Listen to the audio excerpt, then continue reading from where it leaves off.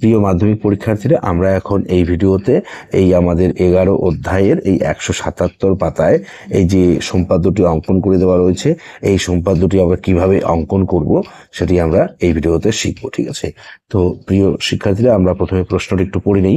প্রশ্ন এখানে আমাদের দেওয়া রয়েছে, এ বি সি একটি ত্রিভুজ অঙ্কন করি যার বিসি 6 সেমি, সি এ 5.5 সেমি এবং এ বি 4.5 সেমি। ঠিক আছে, এই যে বিসি বলছে 6 সেমি, এই যে বিসি হচ্ছে 6 সেমি, আর এই সি এ 5.5 সেমি, এই যে সি এ হচ্ছে 5.5 সেমি এবং এ বি হচ্ছে 4.5 সেমি, এই যে এ বি হচ্ছে 4.5 সেমি। তো এই তিনটি বাহু দ্বারা আমাদের একটি প্রথমে ত্রিভুজ অঙ্কন করতে বলা হয়েছে। তারপর বলেছে এখানে যে ত্রিভুজ এ বি সি এর অন্তর্বৃত্ত অঙ্কন করি। ঠিক আছে, তারপর আমাদের এই ত্রিভুজের অন্তর্বৃত্ত এখানে অঙ্কন করতে বলা হয়েছে। এখানে চিত্রটি অঙ্কন করে দেওয়া রয়েছে। ঠিক আছে, তো আমরা নিজেরা কিভাবে অঙ্কন করব সেটা আমরা এই ভিডিওতে শিখব। তো প্রিয় শিক্ষার্থীরা, তোমরা মনোযোগ সহকারে দেখো, অবশ্যই তোমরা ভালোভাবে বুঝতে পারবে। তো প্রিয় শিক্ষার্থীরা, আমরা প্রথমে প্রশ্নে দেওয়া পরিমাপ তিনটি নেব। আমাদের প্রথম পরিমাপটি দেওয়া রয়েছে 6 সেমি। দেখো, এই যে শূন্যের বড় দাগ, এটি হচ্ছে মূল বিন্দু, এখান থেকে হিসাব শুরু। এই 6-এর বড় দাগ এই পর্যন্ত, এই হচ্ছে 6 সেমি। 6 সেমি, এই বাহুর নাম দেওয়া রয়েছে বিসি।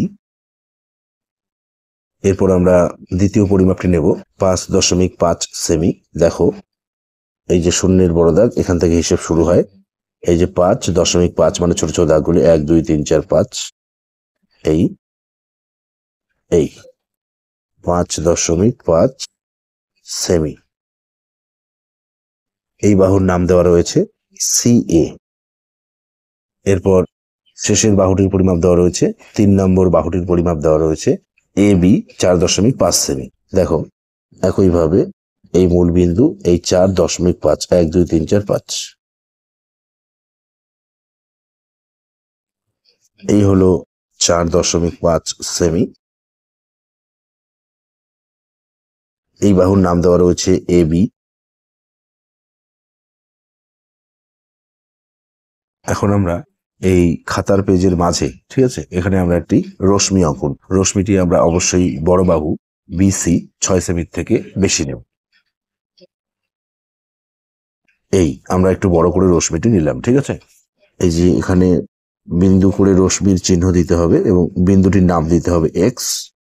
এখানে আমরা বিন্দু করব, এই বিন্দুর নাম আমাদের পাঠ্য বইয়ে দেওয়া রয়েছে বি, এখানে আমরা বি নাম দেব। এরপর আমরা পেন্সিল কম্পাস হাতে নেব। ঠিক আছে, পেন্সিল কম্পাস হাতে নিয়ে আমরা প্রথমে এই বিসির পরিমাপ পেন্সিল কম্পাস দিয়ে নেব। ঠিক আছে, দেখো, এই যে এভাবে আমরা বিসির পরিমাপ পেন্সিল কম্পাস দিয়ে নেব, 6 সেমি পরিমাপটি নেব। ঠিক আছে, নিয়ে এই বি বিন্দুতে বসাবো, বসিয়ে এই এক্স রশ্মির দিকে আমরা এদিকে বৃত্তচাপ কেটে নেব 6 সেমির পরিমাপটি দিয়ে। ঠিক আছে, এরপর একইভাবে আমরা এই সি এ 5.5 সেমির পরিমাপ নেব। দেখো,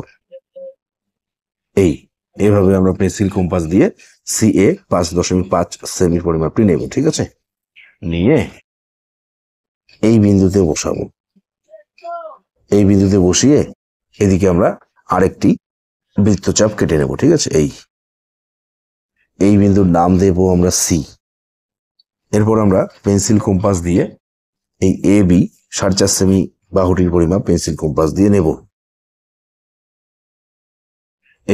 ঠিক আছে, নিয়ে এই বি বিন্দুতে বসাবো, বসিয়ে এই বৃত্তচাপের উপরে এখানে আরেকটি বৃত্তচাপ কেটে নেব। ঠিক আছে, দেখো, এই দুটি বৃত্তচাপ এখানে পরস্পর ছেদ করলো, এই যে এখানে বিন্দু উৎপন্ন হলো, এই বিন্দুর নাম দেব আমরা এ। এখন আমরা স্কেল দ্বারা প্রথমে এই এসি বিন্দু দুটি যুক্ত করে দেব। ঠিক আছে, একইভাবে এই এ বিও যুক্ত করে দেব। এই বাহুটি হচ্ছে আমাদের 6 সেমি, আমরা এটি লিখে দেব।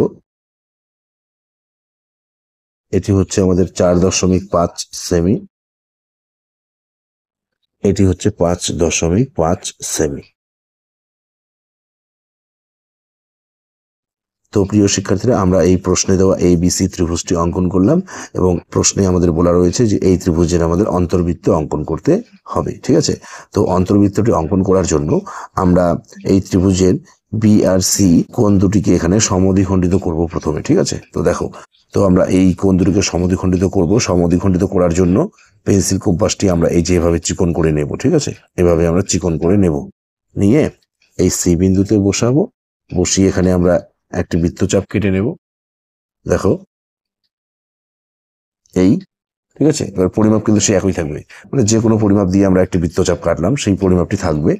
এই এই বিন্দুতে বসাবো, এখানে বসাবো, বসিয়ে এখানে আরেকটি বৃত্তচাপ, এই, এরপর এই যে এখানে বসাতে হবে, বসিয়ে এই বৃত্তচাপের উপরে এখানে আরেকটি বৃত্তচাপ। ঠিক আছে, এই, এরপর একই পরিমাপটি আমরা এই বি বিন্দুতে বসাবো, বসিয়ে পেন্সিল কম্পাসের কাঁটাটি আমরা বসাবো, বসিয়ে এখানে আরেকটি বৃত্তচাপ।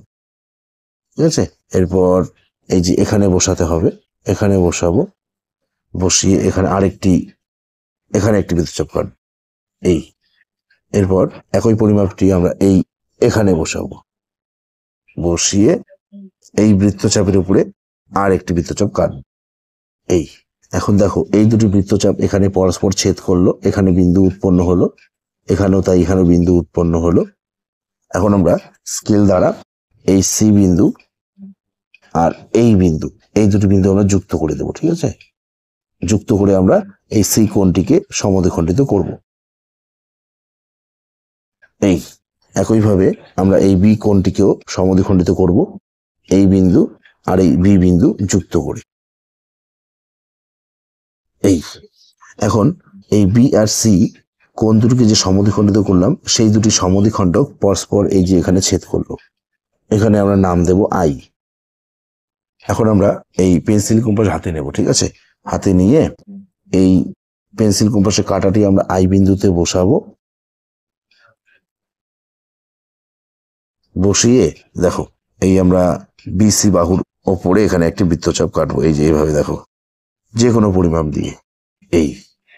এরপর সেই পরিমাপটি আমরা যে পরিমাপটি দিয়ে এই যে বৃত্তচাপটি কাটলাম সেই পরিমাপটি থাকবে পেন্সিল কম্পাসে, এই বিন্দুতে বসাবো, এই যে এখানে বিন্দু উৎপন্ন হয়েছে এখানে বসাবো, বসিয়ে আমরা এখানে একটি বৃত্তচাপ কাটবো, এই। ঠিক আছে, এরপর একই পরিমাপটি এই যে এখানে বসাবো, এখানে বিন্দু উৎপন্ন হয়েছে, বসে এই বৃত্তচাপের উপরে আরেকটি বৃত্তচাপ কাটবো, এই। এই দুটি বৃত্তচাপ পরস্পর এই যে এখানে ছেদ করলো, এখানে বিন্দু উৎপন্ন হবে।